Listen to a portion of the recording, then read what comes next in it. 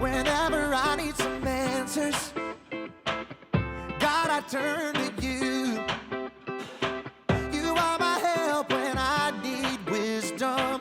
You always see me through. To know that you're chasing after me, it makes me wanna run to where you are. God, you make this journey worth it. I give you all my heart.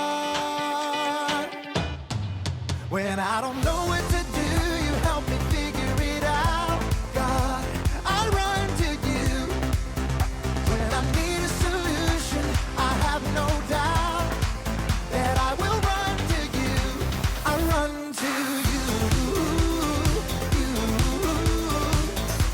I run to you.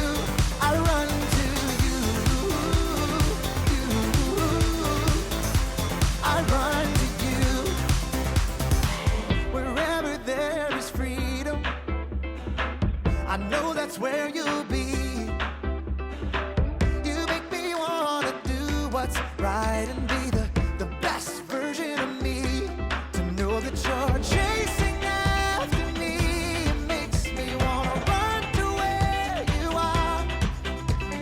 God, you make this journey worth it. I give you all my heart. When I don't know what to do, you help me figure it out. God, I run to you. When I need a solution, I have no doubt that I will run to you. I run to you. I run to you.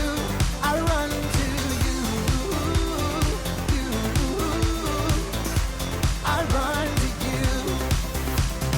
I don't wanna stop, I don't wanna stop living for you, for you. I don't wanna stop, I don't wanna stop running to you, God. I don't wanna stop, I don't wanna stop living for you, for you. I don't wanna stop, I don't wanna stop running to you,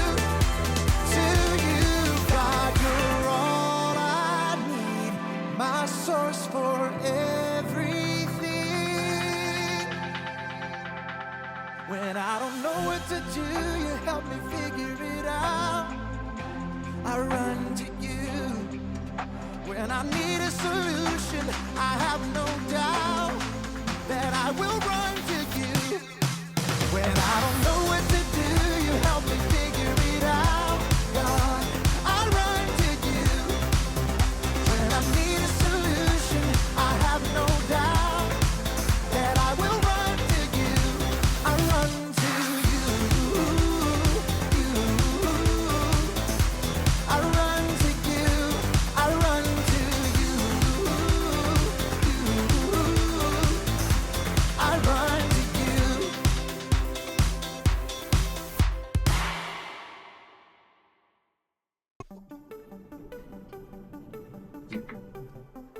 Hey, welcome to Storyland.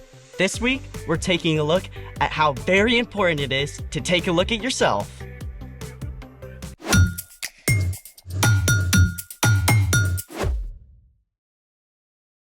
Hey, I'm Skylar. And I'm Sebastian. All month, we're talking about ways that we can grow in wisdom, just like Jesus did. Hey, it's a really good idea to do a mirror check before you go on camera. Good advice. You should take a look. Wait, me? You're talking about me? Yes. Well, what'd you have for lunch today?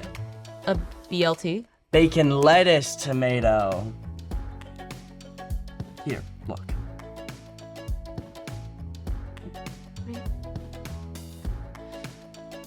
a tiny microscopic piece of lettuce? How'd you even spot that? Sharp eyes. I mean, it's good you've got me around to keep yourself from embarrassing yourself. Yeah, about that. Oh. Yikes. Maybe follow your own advice. I should have taken a closer look at myself. Sometimes we all need a closer look. Want to practice? I think I need to. Let's do it! Welcome to See It! It's the game where you have 15 seconds to see a unique sea creature! Oh, see like the ocean and see like you look at. Oh. Yeah, we got it. You all can do this with us. Get ready. For your first challenge, you're looking for this clownfish in a coral reef. It's time to see it! I don't even know where to look. Do you guys see it? It's so colorful. Oh, wait, is that? No. Come on. Got it! Wait, where was it? Oh. Yeah, I should have seen that. I can do better. Here's your second See It challenge! Find this purple bat star in the kelp forest! Bat star? Kelp forest? And now, it's time to see it! Oh, this one's even harder. So pretty. Can you guys see it? It's gotta be... Wait. I see it! Where? Right over there! Way to go! You spotted the bat signal. Can we look for one more? In a little while. But right now, it's time to look at... The story before the story! Today, we're in the book of Matthew. Matthew is one of the 4 books called the Gospels. These books tell the story from the life of Jesus. Matthew was written down by one of Jesus' followers, a tax collector whose life was turned upside down by his friendship with Jesus. When Jesus was about 30 years old, he began to travel from town to town, teaching and healing. Everywhere Jesus went, big crowds gathered. Many sick people were desperate to be made well, and Jesus healed them. But Jesus also cared about people's hearts and minds. So, he showed them what it looks like to love God and love others. Which is where our story starts. Take it away. Hey everyone, I'm Jen. One day, early in his ministry, Jesus went up on a mountainside to teach his followers. Soon, a huge crowd gathered. The amazing truths Jesus taught during that time have come to be known as the Sermon on the Mount. Today, we're taking a look at one of these truths. Here goes. Do not judge other people. Then you will not be judged. You will be judged in the same way you judge others. You will be measured in the same way you measure others. You know the first thing that comes to my mind when I hear about judging? Order in the court! Jesus wasn't talking about the kind of judge who takes charge in court. Jesus was talking about us. One meaning of judge is to form a negative opinion about someone or something. And we judge people all the time, without even thinking of it. She's stuck up. She's kind of weird. He's so rude. It's easy to judge, but you don't know the whole picture. Maybe their parents were arguing at home. Maybe they're struggling in class or have a stomach ache. In fact, everyone you meet has their own story, just like you do. When you judge someone quickly, you're saying that their story doesn't matter, even though they are just as loved by God as you are. So Jesus told us not to judge others. After all, you don't want them to judge you either. Jesus went on to illustrate this with a pretty funny word picture. You look at the bit of sawdust in your friend's eye, but you pay no attention to the piece of wood in your own eye.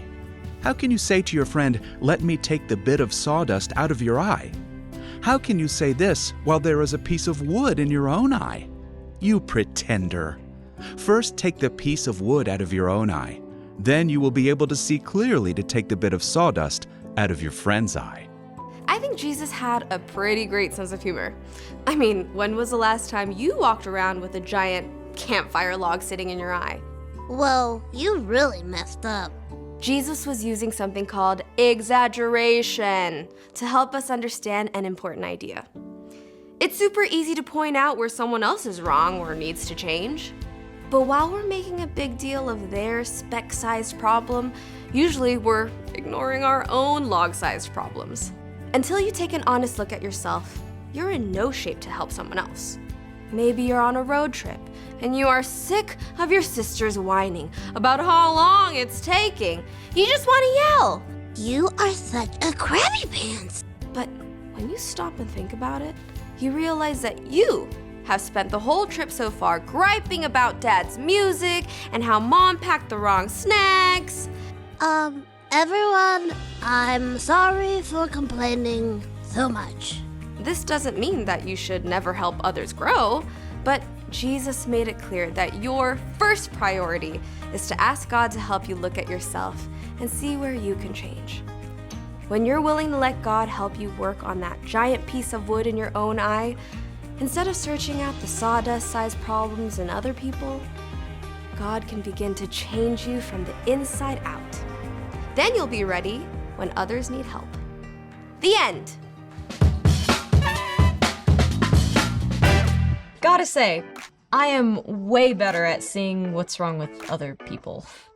It's like default mode. For real, it takes some time and practice to look at yourself first. So, what's our part in the story?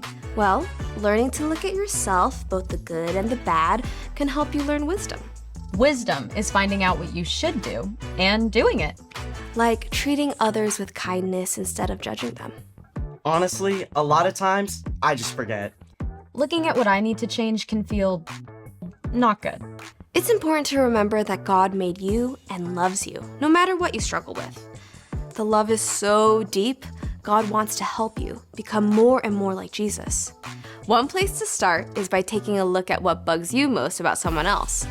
Often it's something that you struggle with too.